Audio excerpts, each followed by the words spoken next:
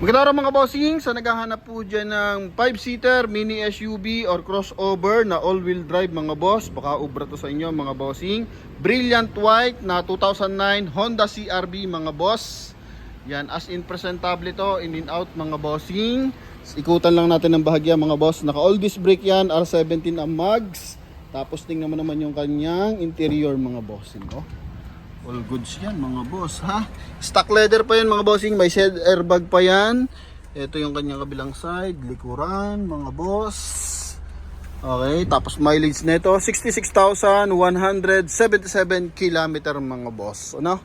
Yan. So as in mga boss, all goods to. Okay. Ikutan lang natin ng bahagya mga boss. 100% na hindi binaha. Walang basag yung kanyang taillight. Tsaka headlight mga bossing. 4-wheel drive unit. Oh, pakita ko lang kung gaano to ka-presentable mga boss. Yan ha. So sa naghahanap dyan ng 5-seater, mini SUV or crossover, so baka obra to sa inyo mga bossing. Price natin dito only 390,000 mga boss. Tingnan mo naman ang aircon yan mga bossing. Oh ha, kalamig. Yan. So sa mga nagkaka-interest, so ito na ang full review gagawin na natin mga bossing. Para na sa ganon is masilip natin side by side mga boss. Libre la ito mga bossing. Ano? Yan, 390,000. Coding na ito is Friday mga boss. Front area muna tayo. Naka-projector headlight mga boss. Maayos ang fog light niyan. Tsaka headlight mga bossing. Mapapansin mo para siya naka two-tone yung lower part ng ating bumper mga boss. Tapos connected sa kanyang cladding tsaka sa kanyang wheel arch yung kanyang kulay black na skid plate mga boss and cladding and running board mga boss. Ano? Yan. So tingnan mo naman. Kakisig niyan mga boss ha. Then chrome yung kanyang front grille mga bossing. Napakalinaw ng mga headlight oh. Clear lens yan mga boss. Ito yung scratch free natin na connected sa wheel arch mga boss. Tapos sa gulong R17 na mags, naka 5 stud. 75% red light to mga boss. Tapos may signal light sa kanyang side mirror. May chrome line sa kanyang window panel. Yan. Tapos meron siyang roof rail mga boss. Yan. Ito yung likod niyan mga boss. Sa likod mas makapal ang gulong natin. So nasa 85% red light pa yan. Tapos silipin natin yung kanyang interior. Leather mga boss. Meron siyang mga antag dito. Stretch mark mga bossing. Pero wala pa mga punit. Yan ha. All goods mga boss. May airbag dito sa side. Airbag dito sa ating steering wheel. And same time sa dashboard. Yan. Sara lang natin to. Napakaganda niyang door panel mga boss. Dito naka leather din. Same time. Power fold yung ating side mirror. Adjust lang tayo ng bahagya. Yun mga boss. Yan. Open natin mga boss, tapos adjust natin kung gumagana. Yan, all goods mga bossing. Tapos sa kabilang side, lagay natin sa right. Yun mga boss, yun. Tapos dito sa ating dashboard mga bossing, may polish gray dito. Tapos yung ating scratch free na plastic dito sa ibabaw. Yan, so ito yung ating SRS. Ito yung ating meter cluster. Mileage 66,177 km mga bossing ha. Yan, naka 1 din audio system, CD type. Ito yung ating transmission mga boss. May space dito. Tapos sa baba naman 12 volt socket, lagay ng mga small accessories. Sa kabilang side naman, ito. Yan oh. Meron din siyang lagay ng mga small accessories, cup holder mga bossing. Okay, tapos may armrest and same time may armrest din yung driver side. Yan, leather niya mga boss, klarado yan mga boss.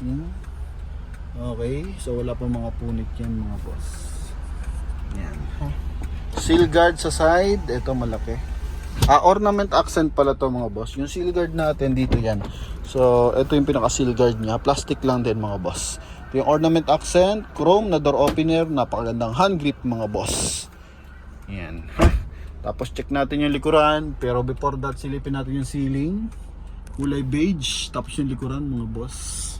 Okay, salamat sa backup light natin. Naglagay tayo ng backup light mga boss para mas maliwanag. So, sun visor with mirror mga boss. Tapos dito, lagay ng eyeglasses. Yes, mga bossing. Tapos na nagkaka-interest pala, kung ayaw nyo ng 4x4, meron din tayong 4x2 neto, mga bossing ha. Pero iba yung kulay. So dito wala ng cover, naka-assist na to mga boss ha. Tulad nito. Yan, so wala na siyang cover. Dito lang naman mga boss. So meron tayo na itong kulay blue mga boss na Honda CR-V. So mas bababa ng konti yun, 355 lang yun mga bossing, no? Yan, optional niya lang naman yun. Kung sakasakali, meron kasi tayong mga buyer na ayaw ng 4x4, meron ng mga naghahanap ng 4x4 mga bossing. So at least may option. So pinapalinis lang natin yun mga boss. Ito yung second row. Yan. Dito, lagay ng mga small accessories or envelopes, mga bossing. Armrest. Yun, oh. Oh. Yan. So, malinis. Pati yung mga ceiling natin, mga boss. Tsaka mga sidings. Original ang mga window, mga boss. Walang basag. Ito yung likuran. May mga maliliit lang yan na ganyan, mga bossing. Tapos, 4 ang sensor. Yan. Okay, 4-eye sensor yan, mga bossing. Para pag reverse mga boss is may guide yung ating driver. Then sa likuran, ito, yan, may detachable dito na pang cover sa ating trunk compartment. Tapos ito yung ating lagay ng spare tire mga bossing, jack, tsaka early warning device. Yan mga boss. So dito malinis din mga bossing. Klarado, pati mga ceiling, mga panels, mga boss, walang basag. Maayos yung mga hydraulic assist natin. All goods mga boss, no? Yan. May chrome dito sa kanyang back door panel. 4-wheel drive mga bossing, ha? Yan. So ito naman yung ating 5 stud na mags, 17 inches na mags mga boss. Aircon, oh. Para walang maging concern sa aircon mga boss. Okay, goods pati flooring. Yan, ha. Window, okay. 395 mga boss kasama yung transfer of ownership. Dapat 450 pa sila dito. So hiniritan ko na lang mga boss, no? Yan. Ha. Syempre, check natin yung kanyang engine bay. Maganda dito kasi maluwag, no? Yan. Tapos may allowance, tapos may armrest. Di ba? Ang kisig. Yan, ha? Check natin yung kanyang hood mga boss, no? Kung ano meron dito. So 2.4 liters to na gasoline engine mga boss. Okay. Yan. Tapos ito is hindi siya push start mga boss, ha? Tapos yung ating mga pedal, all goods mga boss. Makakapal pa. Open natin. Engine bay tayo mga boss. Ayan. Motolite Gold mga bossing, 2.4 liters, double overhead camshaft, buong mga panels, magandang timing, malinis ang engine bay mga boss. Okay, klarado, walang mga basag ang headlight mga bossing, ha? Walang mga tagas-tagas yan mga boss. Sa naghahanap dyan, lalo na ngayon Christmas season, so eto, may magagandang unit tayo mga bossing. Pasensya na, hindi tayo nakapag-upload daily kasi nga, lalo na sa YouTube, kasi nire-review ko ng maigi, so mahirap nang malusutan mga boss, no? Yan, so kailangan ma-check natin na maayos ang mga unit, and same time maulan mga boss, yan, so hindi tayo magkaroon ng magandang break. Minsan sumasabay pa yung deliveries, pag-assist sa mga buyer. Okay, so yun lang mga boss. So man nagkaka-interest sa ating Honda CR-V 2009 model sa halagang 390,000, kasama na dyan yung transfer of ownership mga boss. So pinaka-concern na lang dito possible yung gulong niya mga boss, yung 70% red light mga boss. Then the rest, all goods naman mga boss. Naglagay pa sila ng sensor sa front area.